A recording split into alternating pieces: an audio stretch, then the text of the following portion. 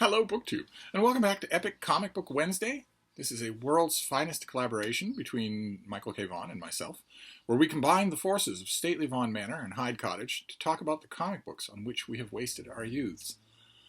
And the important thing to know about Epic Comic Book Wednesdays is that the choice of subject matter lies with Michael K Vaughan, because I horned my way into an event of his. So I figured the least I could do was let him pick what comic we talk about. Superhero, a run, a particular idea in comics. We had a wonderful discussion or consideration of continuity in comics, for instance. And Michael K. Vaughan's comic book tastes and my own don't precisely align. They're a lot similar. There are a lot of cases. I don't think there's a major case in which he would say this particular thing. Oh, let me reverse that. I don't think that there are many cases in which I would say this thing is great, this run, this issue, this comic is great, and he would disagree. There are many cases in which he would say that something is great, and I would disagree because there are many cases in which he is wrong. But today he picked something great. So you would think it wouldn't have caused me any agony. You'd be wrong. Today he picked something great. We have mentioned many times before in Epic Comic Book Wednesday the idea of a run, where a character appears, maybe with different creators, a team appears with different creators, and then along the way, someone comes on board. Usually it's one person doing the writing and the drawing. And suddenly you get a run that is absolutely epic. Just epic. Now, sometimes you have a writer and an artist, like the Claremont Byrne run on the X-Men, for instance. Sometimes you'll get the person doing the writing and the drawing is the same person, like, for instance, Walt Simonson's run on Thor. And amazing things can result when that one person in the center doesn't have to answer to anybody. Then amazing things can result. But also the weird things can result because you don't have that other person performing any kind of a check on your own creativity. We are dealing today with an epic run, something that is widely beloved, something that is considered just about as good as four-color comics get. This is Mike Mignola, Hellboy. We're talking specifically today about the story called Wake the Devil. Mike Mignola created this character. He'd been a comic book artist. There's a whole volume of collecting all of his superhero artwork and whatnot. And I liked his comic book artwork before he created Hellboy, especially since he did some work for DC Comics that I liked before Hellboy existed. Weird to think of because Hellboy has become such a signal character in comic books. It's hard to imagine that there was a time when he didn't exist, but this creator was still out there doing things. Nevertheless, Mignola invented Hellboy, who, as any of you have seen the Ron Perlman movie will know, was summoned to the earthly plane. He is a demon who was summoned to the earthly plane as little baby Hellboy by Rasputin, the mad monk in the Tsarist regime, at the end of the Tsarist regime, who I have mentioned on this channel many times recently because he's in a movie called Kingsman. Reese Fons plays him in Kingsman and does such a great job that there's no part of the movie that you'll remember other than his ninja fighting Rasputin. There's no ninja fighting in the Rasputin in Hellboy. And the first installment, the first appearance of Hellboy, the studio executives thought, well, okay, we know Mike Mignola, we know you, we know you're a great artist, an absolutely fantastic artist for comics. And you've got this idea, but we should probably get an experienced hand in here to, do the scripting. And they got John Byrne, who's not a good writer. But nevertheless, they got him anyway. He was a very hot property at the time. And so the first Hellboy storyline that came out, which I eagerly devoured, any Mike Mignola artwork, I eagerly devoured it, was sort of... The concept was Mike Mignola's, but the writing was... the heavy hand of John Byrne was on it, as you can see from the blocks of boring exposition. Maybe Mignola picked up some things, but when he came out with another Hellboy adventure, he was doing everything. Wake the Devil is Mike Mignola doing the writing and the drawing. And I want to stress here that the drawing is incredible. Just incredible. I want to show you, that was a sort of a Kirby-esque action scene. And you also get great exposition scenes like that. But I want to show you the kinds of things that he does that are very, very quiet. They don't have action lines. They don't have anything like that, and they are superb. Let me chit chat with you while I find one, because they're amazing. They're worth it to see. He has a tendency, a skill, at drawing moody moments. Yes, here's one. Look at that. Look at that top panel there. That is just incredible. That is just incredible. That panel alone tells a story. And that kind of artwork is on full display in Wake the Devil. I have the individual issues in a box here somewhere, and I have this. This was the first collection of it. I grabbed it as soon as I saw it. But when I returned to it at Michael K. Vaughan's behest, I sat down and realized that although I read comics for the artwork, I don't read them for the story at all. I read them for the artwork. And with Hellboy, done by Mike Mignola, that is more than enough. You are just going to get unbelievable visuals. Look at the visual here when the bad guy comes charging at our hero. It's a symphony. It's just amazing. Look at this. Look at that. Take 10 other artists and describe to them what you want this scene to be. The hero is chained to a post. The bad guy is coming to spill his blood. 10 other artists. All 10 of them would think, well, it's going to be foreboding, so I'll have my villain silhouetted in black. Mike Mignola thinks the exact opposite, and it works amazingly. Just incredibly. Also, the horse's eyes are bright. It's just amazing. Just that kind of arc was all through here, and that was enough to carry me through the first few times that I've read and reread this thing. It was just, oh yeah, that's a great image. Oh yeah, that's a great image. But for Epic Comic Book Wednesday, more is required, and so I went through this thing to read it. And I wish I hadn't. I suppose I should say at this point that this is a spoiler version of Wake the Devil, but I don't feel like that's required. If you're in the schoolyard and you're talking with a fellow parent and their little 5-year-old comes breathlessly running up and wants to tell you a story that he's just pulled out of his tuchus, a story that narratively unites all of the toys that he has back home, and then the parent of that 5-year-old does not lean over to you and say, oh, spoilers, because none of it makes any sense. So, I took a few notes.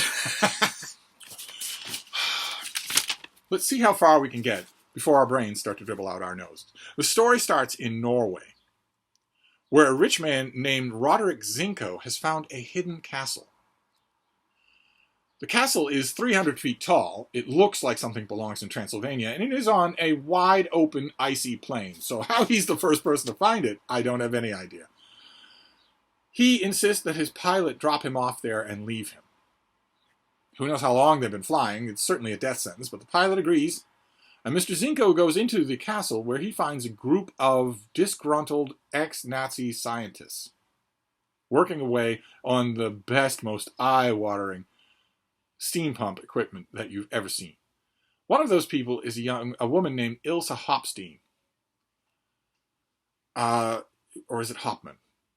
The narrative seems a little confused on the subject, but she's a blonde Nazi Valkyrior. She's a warrior woman, a fierce and frightful warrior woman. Zinko wants to find these people. He expresses surprise at first that he's found the castle, but apparently he wanted to find these people and thinks that he'll find them in there. And he tells them why he has shown up at their doorstep. Because he was on an island that he owns in the South Seas or the Pacific or wherever. It's got tropical vegetation all over it. When he found a guy on the beach. A man wandering on the beach. Who's not dressed for the beach. He's dressed in long black robes and presumably black shoes. But it's not Nixon.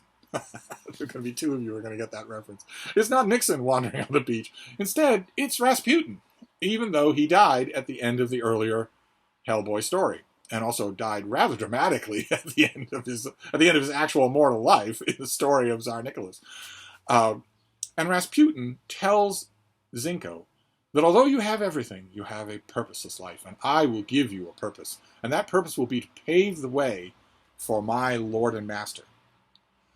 So, I'm consulting my notes here. I took 18 pages of notes. He goes to this place and tells them, what I have is at your disposal. You have all the money that you need, I'll give it to you. Okay. Then our scene shifts to Fairfield, Connecticut, where we are dealing with the Bureau of Paranormal Research and Defense. And they are being alerted to a supernatural threat. But it's not that supernatural threat. They're apparently unknown. They apparently don't know about this castle in Norway. They're concerned with something else. They're concerned with a 19th century Romanian count named Vladimir Giurescu, who was an intimate of Ilse Hopstein's during the Nazi years in Germany. But Ilse was in Norway. She was elsewhere when Giurescu and a few of his other lady friends were arrested by the Nazis. Because Hitler thought, you might be useful to me, you want to create a vampire kind, and maybe that would be in the service of the Third Reich, and maybe it wouldn't be, but you seem too dangerous to me, so I'm going to arrest you all and imprison you in Dachau, where they are murdered in 1944. The family, we're told, is murdered. But, as our talking heads, there are blocks of exposition. Mike Mignola clearly learned that from John Byrne. One of our talking heads says, but that's never really stuck with Giurescu before. Every time he's seen to be wounded, for instance, in the Napoleonic Wars, all he had to do was go back to his home castle and bathe in the moonlight, and he would be restored to full health.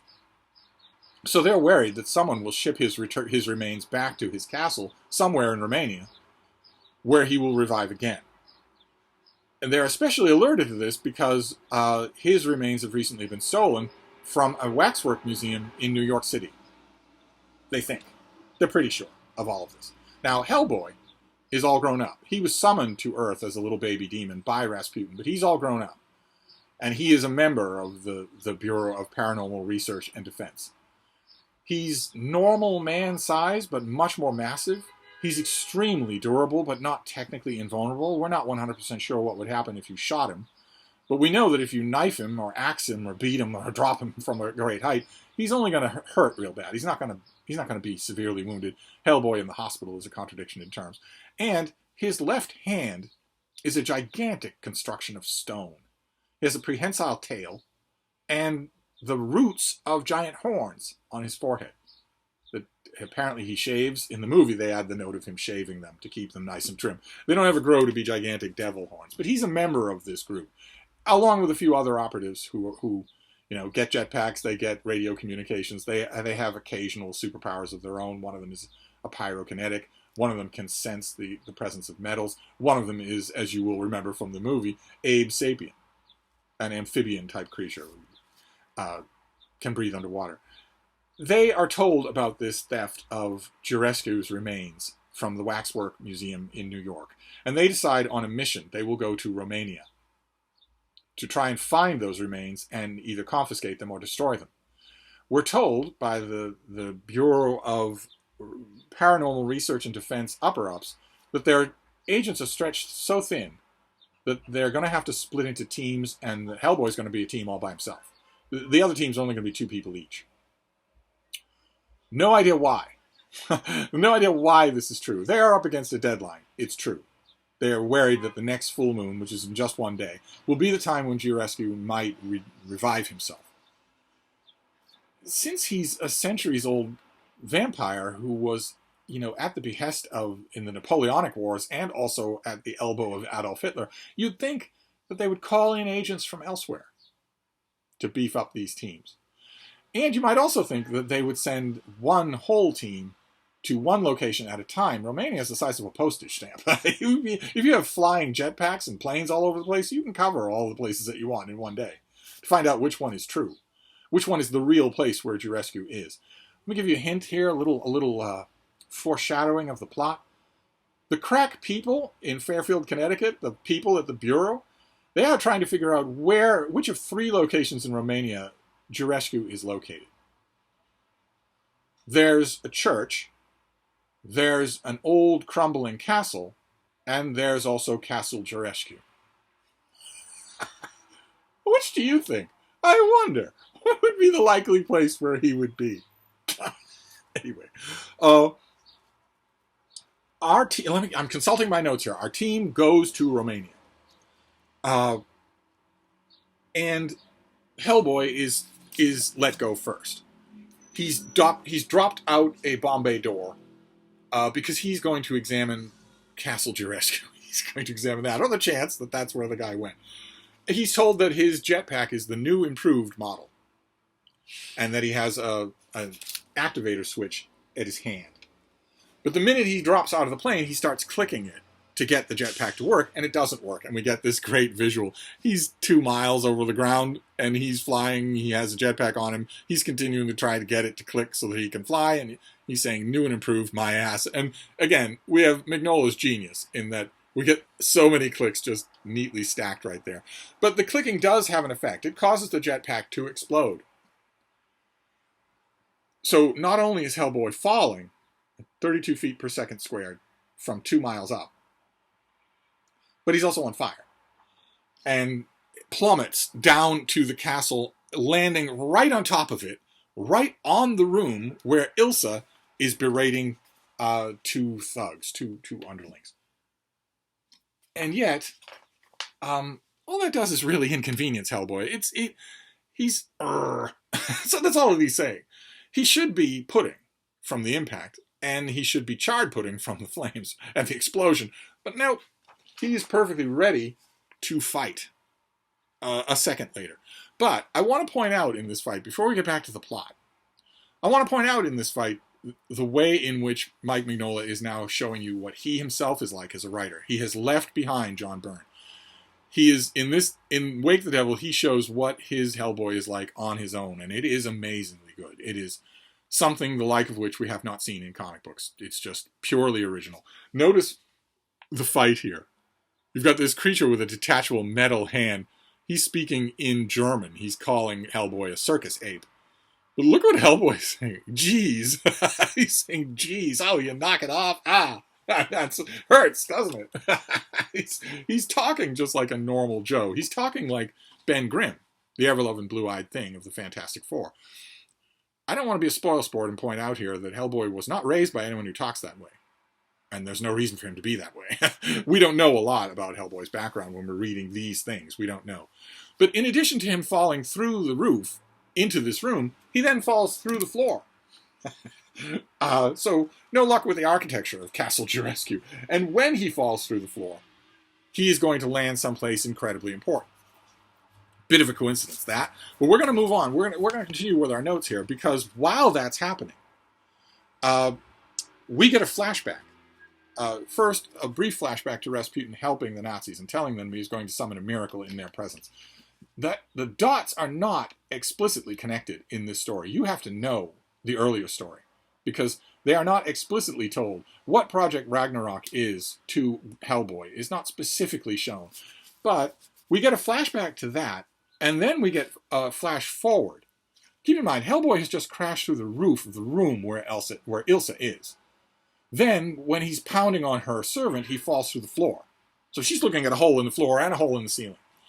You would think she would immediately run downstairs to find out what's going on, but she gets interrupted before she can do that by Rasputin, who appears to her and tells her that he wants to kill her. He tells her not to mourn Jurescu, her old lover, that he has a higher destiny for her, that she will serve him because while he's been dead, he's been in communication with a celestial dark god who is encased in crystal orbiting somewhere out there in the cosmos. That dark god's name is Ogdru Jahad, who is not the crystal itself. It's Ogdru Jahad. Let me show you. Ogdru Jahad is encased in the crystal, but he is like an alien predator of some kind. He is not the crystal itself. He tells her, you don't really love Jurescu, you love death and destruction. He tells her, what is it? He gives her an actual promise. Yes, that she will become the destroyer of mankind, to dwell forever in blood, riot, and fire. No indication whatsoever that she wants to do any of that. She really wants to just be Jarescu's girlfriend. But Rasputin tells her not, that she will serve Ogdru Jahad, and she goes along with that. She's going to have to die in order for that to happen, but she goes along with it. It doesn't matter.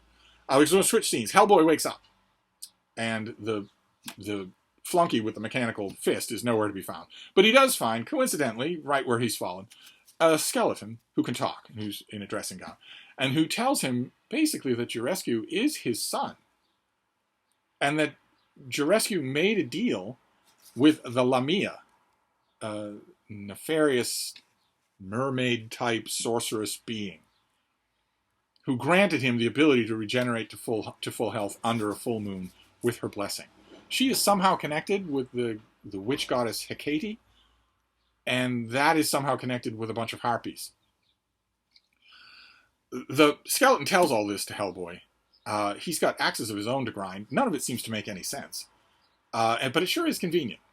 Hellboy incinerates him and immediately encounters harpies, who he then fights. And then he immediately faces Jarescu, who he finds on an altar, bathed in moonlight. Let's get to that part. Yes, another beautiful, beautiful visual on Mignola's part. There aren't two artists in the world who would carry off this panel with this kind of confidence. The stars, the full moon, the wonderful coloring, the fact that it's not bothered with any text. It's telling a story on its own. There's a casket. We know perfectly well who's in it. Once Hellboy is done fighting the harpies, he fights Jarescu, who transforms into a giant bird. Doesn't stop Hellboy from stabbing him right in the heart. But he does fly away. I mean, he transforms into a giant bird. When I was reading this, never read this really with this kind of detail before, I was automatically thinking about Dachau. You were kept prisoner at Dachau when you can transform into a giant bird and fly away? It doesn't seem likely, but he transforms into a giant bird and fly away, but Hellboy is not impressed. He transforms back into his human form, but Hellboy just breaks through the brick wall. He can follow these demonic creatures anywhere. And he tells them, when I do you, you're done. You're finished. When I do you, you're done. But it turns out he's splashing around in the water to grab onto Jarescu and drown him. But instead he encounters all these snakes. Yeah, they're gross. And when he looks around, Jarescu is gone. But he is not completely gone. He appears to be somewhere. He's in the water, and he's rescued by Lamia. That is her. That is herself, who brings him back to life. Which, again, she couldn't find Dachau. She hasn't helped him any other time. She seems to be able to help him directly now, when he's been mortally wounded. But, well, let's go back to our notes, so that we don't lose track of where we are. Because that scene changes, and we go back to Rasputin and Ilsa. Here's where he's telling her, you're going to die, I'm going to kill you. But you're going to come back as the servant who's going to wipe away all life on Earth. Apparently because, what was its name again? Ogdru Jahad wants it. She has no idea what this being is. We have no idea what this being is, and we don't know how Rasputin knows who this being is. He was dead. You don't go on sightseeing tours when you're dead. You're dead. He's even killed twice now. But anyway, he tells her that will be her fate, and that when the sun rises, she will die for the sake of Ogdru Jahad. But then the scene shifts again to the other teams. Mignola remembers that it can't just all be Rasputin and Hellboy. He has to talk about the other teams. One of the other teams finds a homunculus, a man-sized artificial being that appears to be lifeless. But it has a hole in its chest, a little steam pump lid over it. And one of the agents who's there is the pyrokinetic, and she causes a little burst of flame to go down that hole, brings the creature back to life. It rampages back to life. It kills one of the other agents, snaps his neck, breaks his body like kindling. Then the scene cuts away from these agents facing this murderous Frankenstein's monster. The scene cuts away, never to return. Again, you're not really asking at this point for John Byrne, but maybe somebody else, maybe Bill Mantlo, maybe Steve Gerber, maybe somebody who, is a little bit better at this sort of panel-by-panel writing than Mike Mignola. But it doesn't matter, because we're moving on. Because in Norway, we shift back to the castle up in Norway. Zinko is still hanging out with these scientists. You don't really know what they want, what they're doing yet. But he does have a present for one of them. Not let it be said that he's a bad house guest. He has a head in a bottle. A human head in a bottle that he wants to present to one of these scientists who knew the owner of the head. They were old friends together. They were old working companions back in Nazi Germany. Where does this head come from? Zinko left his plane with no gear, no bag, no nothing. The plane is gone. He's there alone. Where does this head come from? And when one of the scientists sees this pickled head, he thinks, well, I should bring this back alive. How is that possible? Why would you even think that that was possible? Apparently, one of the scientists wants to do it out of friendship. It's terrible that I'm coming across your decapitated, pickled head in formaldehyde. Since I'm coming across that, I will revive it. But in the meantime, Hellboy can't find Gorescu, even though he appears to be right there with the Lamia. He can't find him. Maybe they've gone off to some alternate dimension. Again, if she can whisk Gorescu off to alternate dimensions at a whim, then why has he ever had any trouble at all in his life? But Hellboy can't find them. But he does find lots of explosives. And he rigs Castle Gorescu to explode. With a huge detonation. He gives himself an hour to get clear of the castle. And right as soon as he does that, he is accosted by the Lamia. And they fight. And it's a terrific fight. Let me get you some of those visuals. It's a terrific fight. And in the course of the fight, she is urging him, look at that. Just incredible. Just amazing. He tells her at one point, she's saying, you should join me. You should stop making war on your own supernatural kind and join me. It's your destiny. And he says, not gonna happen. Because you're very, very ugly, and you have a giant snake body. He just impales her like that. No other comic book hero talks this way. They have a fight, and they blast their way outside the walls of Castle Gorescu, but it's still not in time. The place is still going to blow up, and it does. A great Mignola explosion. But let's continue. We're only on page 2 of 18. Meanwhile, Rasputin puts Ilsa in a giant iron maiden that once belonged to Elizabeth Bathory, the Blood Countess. Long story that is mentioned, invoked a couple of times, and never explained, never really dealt with. She voluntarily goes inside this thing. An iron maiden, or torture devices like this, in case you didn't know, were an encasement where you go inside it, and it is lined with spikes and nails, and it closes on you. Usually slowly over the course of days, but you could encase someone in there and just watch the blood roll out. And she does. She goes in there, and that's all we get of that. She volunteers to die, and then the scene shifts back to Romania, where a bunch of bearded peasants, townsmen, Lederhosen, all that sort of thing. Mignola loves that sort of thing. They find Hellboy's body in the dirt. He's still alive. Nothing appears to be able to kill this guy. He's still alive, and they say, well, we find him. We always find him at the crossroads. We'll find him again. And they drag him off. He will now be a prisoner of Gorescu or Rasputin. I don't really know. Because in the meanwhile, in Norway, the talking head has been revived. How that happens, how it's even remotely possible, how the talking head the head in the bottle can talk when it doesn't have vocal cords or a throat or lungs or any kind, how it can be alive when it doesn't have a brain anymore, I don't know. But it's a talking head in a vat, and we're going to come to the reason for all of this. And it is grateful that it's been revived. I guess I wouldn't be, but it tells its friend, one of the ex-Nazi scientists working in Norway, that, okay, I'm grateful that I'm revived, but what is going on here? You're building some sort of artificial army, but why? And Scientist tries his best to explain it all to the bottled head, that we are paving the way for Ogdru Jahad. But the bottled head doesn't see it that way.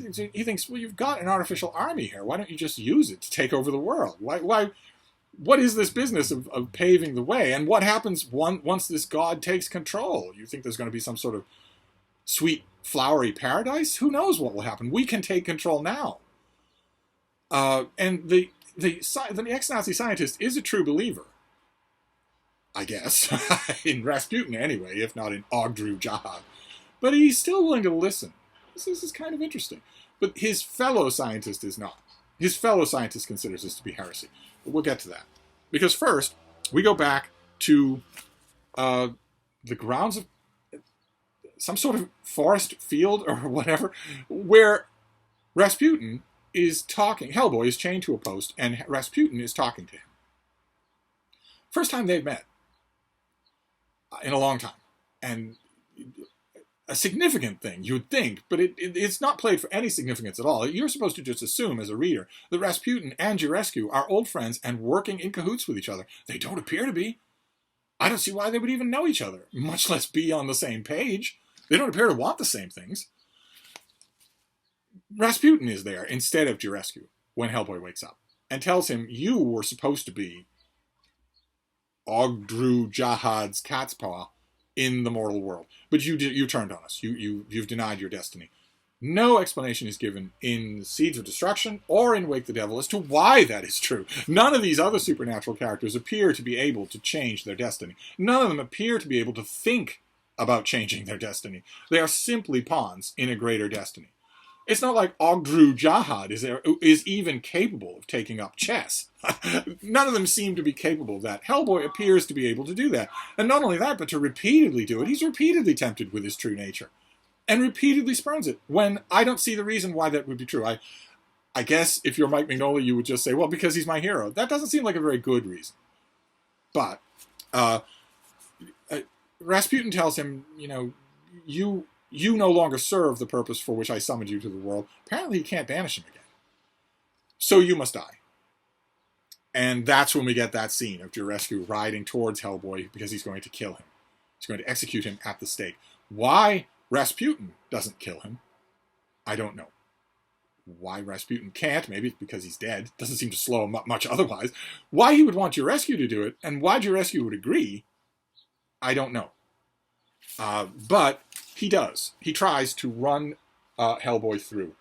And he explodes in a bright white ball of light into skeletons, both him and the horse. Who apparently never did anything wrong, but... And notice, Hellboy's exclamation is pow. He yells his own sound effect. In another story, he says boom. And he mentions himself. That's interesting. No matter how hard you hit them, horses don't usually explode. Vampires either, for that matter. We're given some sort of falderall about how, that is the Lamaya's will and that's why they exploded. It doesn't make any sense. The reason why the vampire and the horse exploded is because Mike Mignola wanted this visual. And can you blame him? Can you blame him? What a visual. I'd take a poster of it. What a visual. But anyway, we've left our notes behind, and that won't do. So let's go back to the notes. He explodes Jurescu and the horse. Keep in mind, I can't say anything about the horse, but Jurescu has been a skeleton before. He could be revived. But it doesn't matter because the whole thing is interrupted by the Iron Maiden that Ilsa went into. That is now also the Lamaya, an iron Lamaya, who bites Hellboy. She bites him, takes him to her mouth and bites him. Oh, okay, so the fish body Lamaya appears to be dead, but the Lamaya itself is not. Its spirit lives on in an Iron Maiden that is somehow now elastic and can grow to these huge sizes. The thing's as tall as a building. It bites Hellboy, and instead of him saying, ah, geez, or that hurt, the bite sends him to hell, to the underworld, where he is told to fulfill his destiny. Paving the way, I guess, for Ogdru Jahad. I guess. If if the Lamaya spirit inhabiting an elongated Iron Maiden torture device with Ilsa inside it has the mystical ability to consign Hellboy to hell, where he will grow his horns and achieve his destiny, where he will wake the devil, then why couldn't Lamaya do that to start with? And why can't Rasputin do that? And why doesn't it work? When it does, no matter who does it, why doesn't it work? When Hellboy is there and growing his horns back, why doesn't it work? But it doesn't work. Instead, he snaps the horns off again. And says, I'm renouncing my destiny. And we're getting towards the end here. I promise I'm not going to go on for 2 hours here. Okay, so where does this leave us all? One scientist in Norway, one ex-Nazi scientist in Norway, and a talking head in a bottle have decided, sort of kind of, that they will change Rasputin's plan to pave the path for Ogdru Jahad, and instead just use this army of undead beings to conquer the world. And in Romania, Jurescu is dead, and his horse is dead, and Rasputin is nowhere to be found. And the Iron Maiden has caused Hellboy to go to hell, where he has once again rejected his destiny, which somehow brings him back to the real world. He snaps off his horns and says, nope, I won't do it. I'm not the devil. And then, believe it or not, because I guess the bourbon was really good when Mignola was writing this, Mignola essentially says, the end. What on earth? Hellboy tells the agents that show up, the bureau agents that show up very belatedly, we're told that planes were blowing up on runways. They couldn't get here in force. So when the agents show up, he tells them, well, Jurescu's dead. I want to gather up his corpse, his skeleton, because that causes trouble when you leave it lying about. And also, there's a giant Iron Maiden roaming around the woods somewhere. You might want to have somebody look for that. And he's told that agents are on it. Yeah, agents are on it. They'll look for it. What are they going to do when they find it? How hard is it to find, for that matter? And we're not done, because you might be wondering, that's it as far as the Bureau is concerned. A couple of members die, and Hellboy tells the ones who survive, there's this giant Iron Lamea roaming around the forests of Romania. You might want to find it and do something about it. He's not going to do anything about it. He's on the next plane out of there. That's not the rest of the story for him. He's not going chasing this thing. It was able to consign him to the nether regions, but it isn't able to bring him back, and appears not to know that he came back on his own. And how did he come back on his own? It doesn't matter. That plotline is over. The only other plotline that Mignola feels, I guess, really badly hungover that he has to deal with is Rasputin, who teleports himself to the castle in Norway in order to confer with his Nazi compatriots. What he was doing in Romania, I have no idea at all. Trying to kill Ilsa, get Ilsa to kill herself so that she can become the Iron Maiden that is then the Lamea, that will then usher in Ogdru Jahad. But how did Rasputin know that the original Lamea was dead? And if they were friends and she can help him, why didn't they do this a long time ago without any help from anybody? However that shakes out, Rasputin seems to think the jig is up in Romania, so he teleports to Norway. And he sees the head in the jar.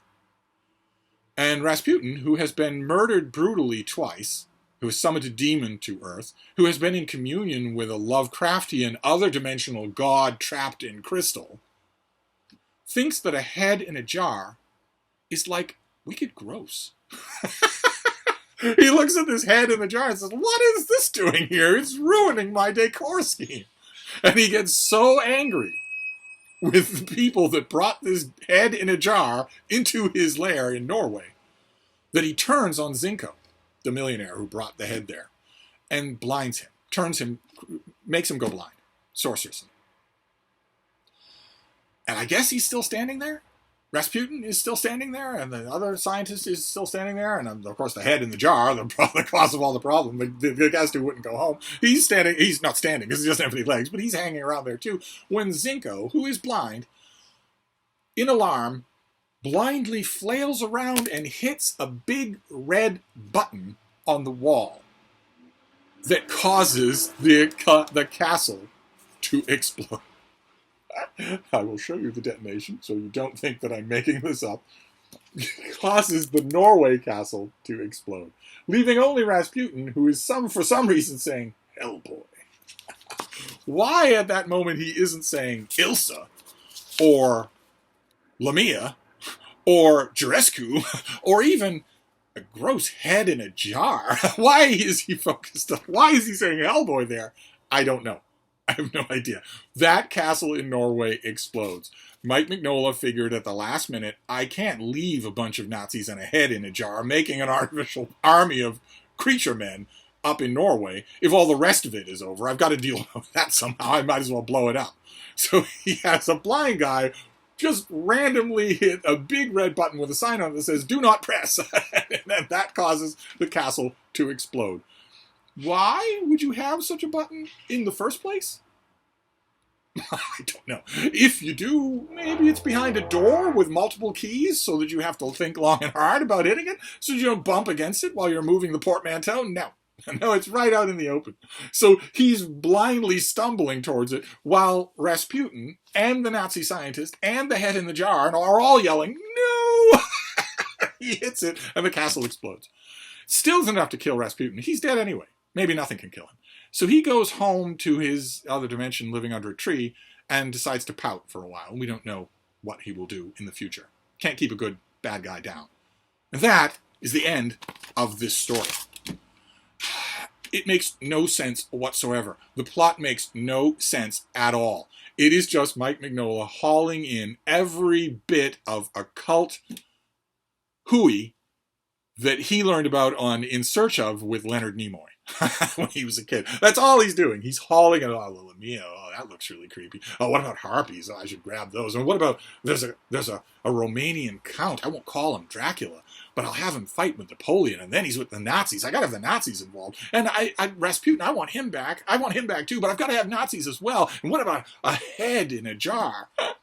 The only thing, when you know Mike Mignola's work, the only thing that's missing from this mess is a giant ape. And yet, having said all that, I love this. Absolutely love it. There's no way not to love it. There is no way not to love it. It is just fantastic. I don't know. I mean, look at the panel work that's being done here. It's just amazing. It is just amazing. Every single artistic choice that Mignola makes is beautiful. Just beautiful. All of it is. A weird combination of photostatic and Kirby action, and I don't even know. I don't suspect the hand of Gene Colan in any of the moodiness here, but I could. It could be there. I don't actually know how much of a comics fan Mignola was before he hit it big. But with Hellboy, he did. He hit it big. This is his huge performance. This is his masterpiece. This is the thing that will be synonymous with him. This is the character he's given to the world. Thanks to movies, some good, some bad, thanks to these comic books, there are millions of people out there that know about Hellboy. Far more than I'll ever recognize Mike Mignola's name. He could walk down Times Square. He could walk into Times Square and no one would recognize him. And you wouldn't want to know the people who did recognize him on sight. But everyone knows his character. So that is great. That is fantastic. I'm perfectly happy to revisit Hellboy with Mike for future epic comic book Wednesdays. But I have learned my lesson with Wake the Devil. If we revisit Hellboy, and we could, there are plenty of others. Plenty of other Hellboy things, including an absolute classic, where none of the problems that I have here apply. There is a short work called The Chained Coffin that is an absolutely perfect little comic book. Doesn't sprawl over issues and issues like this. But for the longer storylines, I'm not going to repeat this mistake. I'm not going to try to make sense of them. I'm not going to read through them and take notes on what is actually happening here. I don't know. I don't think anyone knows, including Mike Mignola. I don't think anyone knows the answers to any of the questions that I've raised here, and it doesn't matter because it's all so fantastic. So that is your comic book for today. Wake the Devil, a great Hellboy story. And we will see what next week brings. Maybe something that's slightly more A to B to C. I can only hope. I will wrap this up for now, and I will see you then. Thank you, BookTube.